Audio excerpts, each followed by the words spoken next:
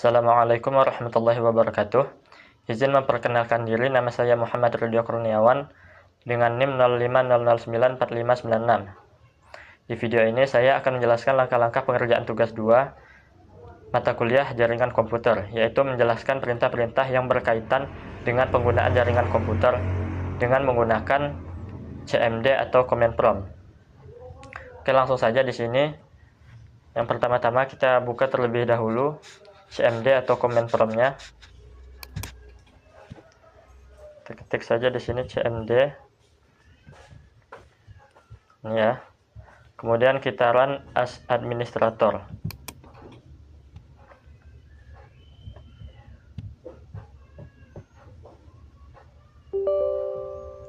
Klik yes.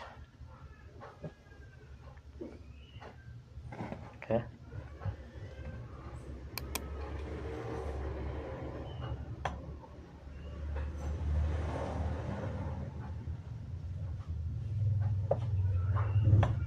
Setting terlebih dahulu.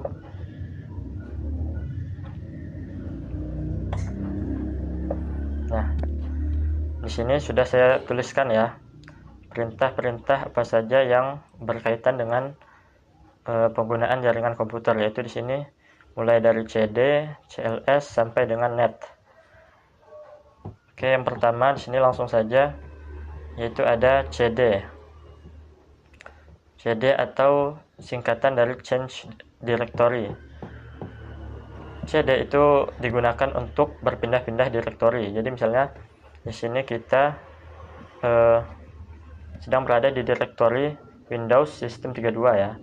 Kita ingin keluar dari directory System 32 ini, kita ketikkan CD titik-titik kemudian enter. Maka kita keluar dari directory System 32. Kemudian kita keluar lagi dari directory Windows, kita ketikkan CD titik-titik. Nah, kita sudah keluar dari directory Windows. Nah, misalkan kita ingin memasuki directory files program ya, atau program file. Kita ketikkan di sini program CD program files. Nah, maka kita sekarang memasuki directory program files atau folder program files. Atau jika kita ingin keluar lagi, kita ketik saja CD titik-titik dan kita keluar. Kemudian yang kedua ada CLS. CLS atau singkatan dari clear screen ya. Clear screen fungsinya adalah untuk meng-clear atau menghapus semua perintah atau tulisan yang ada di screen kita saat ini ya. Misal kita ketikkan CLS screen, nah maka semua yang ada di screen kita tadi sudah terhapus ya. Kemudian yang ketiga di sini ada CLS slash tanda tanya. CLS slash tanda tanya. Perintah CLS slash tanda tanya digunakan untuk menampilkan fungsi dari perintah CLS. Kita coba enter. Nah, maka di sini fungsi dari perintah CLS itu adalah clear the screen ya, atau menghapus yang ada di screen. Oke, kemudian kita coba CLS lagi, CLS. Nah, kemudian yang keempat itu adalah perintah dir slash tanda tanya. Dir slash tanda tanya. Perintah dir slash tanda tanya digunakan untuk menampilkan semua perintah atau parameter apa saja yang bisa kita gunakan dengan perintah dir.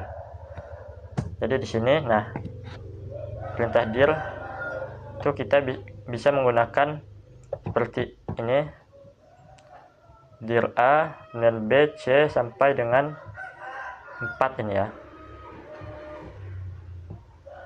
Kita ketikkan misalnya dir A deh, dir A ya, dir A, maka akan menampilkan volume in drive C is OS, kemudian ini directory of C, kayak gini ya. Kemudian kita clear screen dulu, clear screen. Kemudian yang kelima perintah ipconfig. Perintah ini digunakan untuk menampilkan informasi seperti IP address, netmask, gateway, dan lain-lain. Kita ketikkan di sini ipconfig. Nah, seperti ini ya. Maka akan muncul seperti ini: Ethernet, wireless LAN, adapter Wi-Fi, ya. Kemudian yang keenam ada pengaturan ipconfig/all. Pengaturan ini digunakan untuk kurang lebih sama, menampilkan seperti yang ditampilkan oleh perintah ipconfig ini. Hanya saja dia menampilkan informasi yang lebih mendetail dan terdapat informasi tambahan seperti pengaturan DNS dan WINS. Kita coba ketikkan ipconfig/all.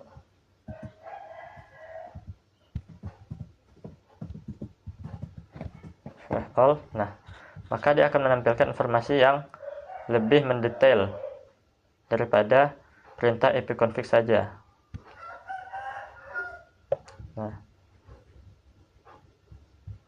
bisa dilihat ya, ipconfig all, terdapat WINS. Kemudian yang ketujuh ada perintah ipconfig/tanda tanya. Perintah ini digunakan untuk menampilkan semua parameter yang bisa kita gunakan dengan perintah ipconfig. Misal di sini kita ketikkan ipconfig/tanda tanya. Nah, maka dia akan menampilkan parameter apa saja yang bisa kita gunakan dengan menggunakan perintah ipconfig. Nah, contohnya di sini ya, kita bisa menggunakan ipconfig seperti yang tadi, ipconfig/tanda tanya, atau bisa ipconfig/all yang sudah kita gunakan sebelumnya. Kemudian ipconfig/renew yang akan kita coba nanti ya. Kemudian ada ipconfig/DNS, ipconfig display DNS, kemudian ipconfig/register DNS. Ya, jadi untuk menampilkan parameter apa saja yang bisa kita gunakan dengan perintah ipconfig. Kemudian yang ke-8 ada perintah ipconfig/release. Perintah ini digunakan untuk mereset semua pengaturan IP address. Kita coba ketikkan ipconfig/release.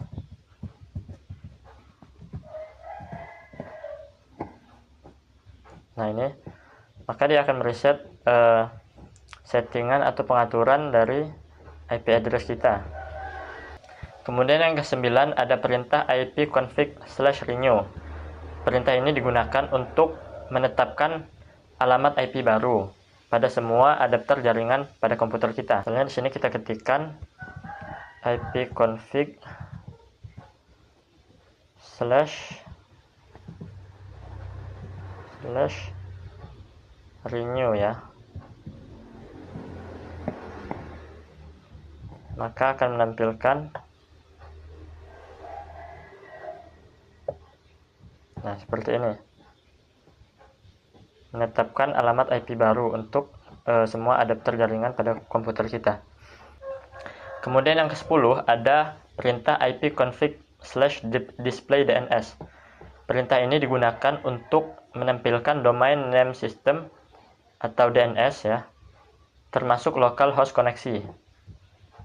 Kita coba clear dulu. Kita ketikkan ipconfig/display DNS. Oke, maka akan menampilkan semua DNS atau domain name system termasuk dengan local host koneksi. Ya. Ipconfig. Kemudian yang ke-11 ada perintah ipconfig/flushdns. Perintah ini digunakan untuk mereset semua DNS cache atau cache ya. Jadi di sini kita coba ketikkan ipconfig/flushdns. slash flash DNS.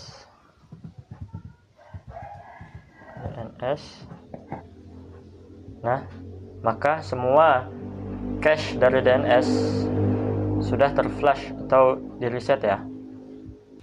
Kemudian yang ke-12 ada ipconfig/register DNS. Perintah ini digunakan untuk mendaftarkan komputer kepada DNS terdekat. Kita coba ketikkan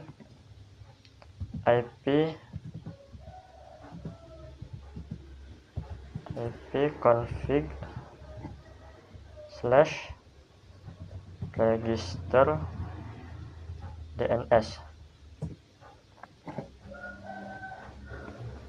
Kita tunggu sebentar.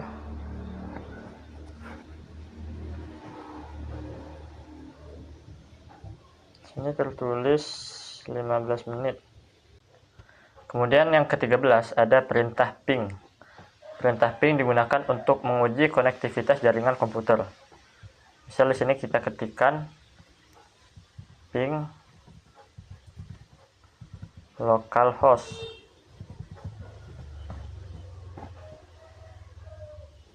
Oke. Maka dia akan mengeping ya atau menguji koneksi jaringan dari komputer kita, yaitu di sini komputer saya namanya Rido ya. Kemudian bisa kita coba ping loopback.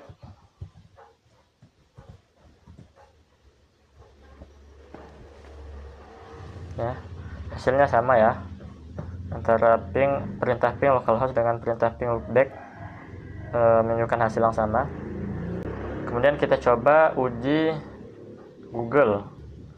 Kita ketikkan ping google.com.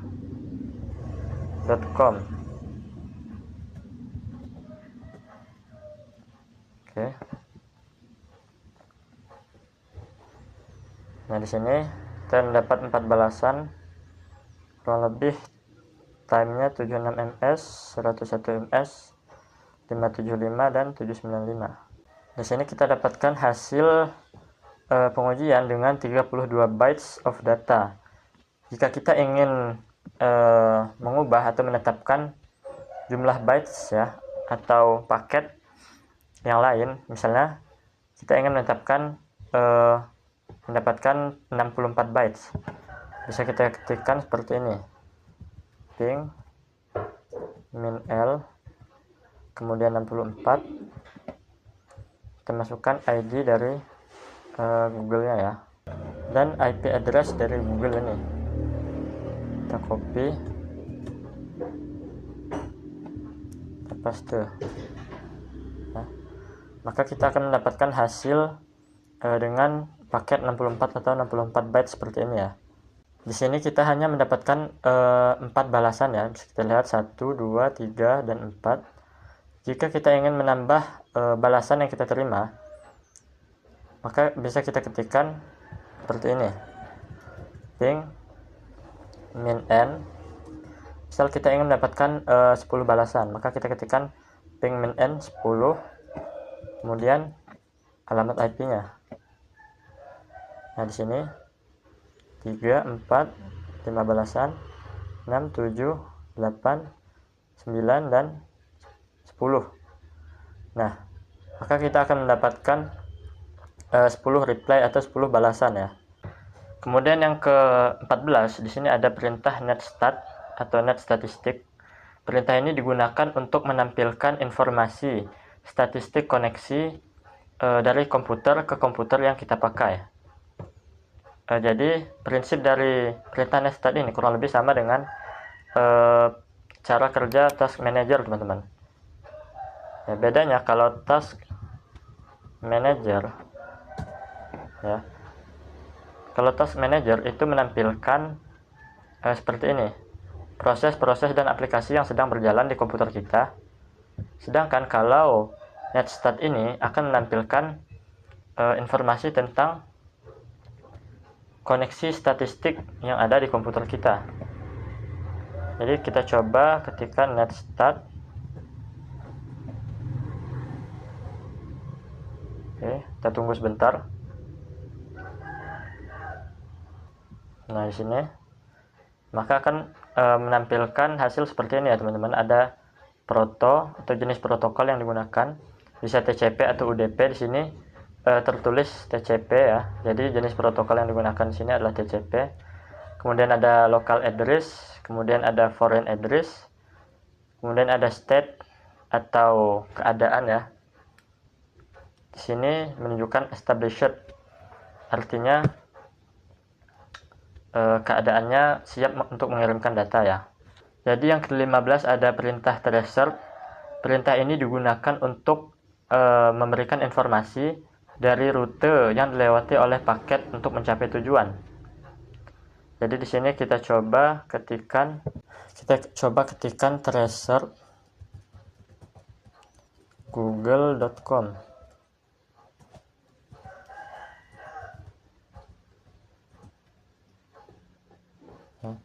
Maka akan menampilkan, kita tunggu sebentar. Nah, di sini menghasilkan hanya 27 hops ya. Dan di sini terdapat tulisan request timeout yang menandakan bahwa terdapat masalah ya pada konektivitas jaringan komputer kita, teman-teman. Kemudian yang ke-16 ada perintah path ping ya. Perintah ini digunakan untuk mengukur network latency atau network loss. Jadi prinsip kerjanya mirip seperti gabungan antara ping dengan tracer. Jadi di sini kita coba ketikkan path ping min n. Kita coba salin IP dari Google. Kemudian kita ketikkan path ping min n. Nah, hasilnya kurang lebih mirip ya, seperti gabungan antara ping dengan tracer, teman-teman. Nah, sudah selesai ya, menunjukkan hasil seperti ini. Ada hop, kemudian RTT,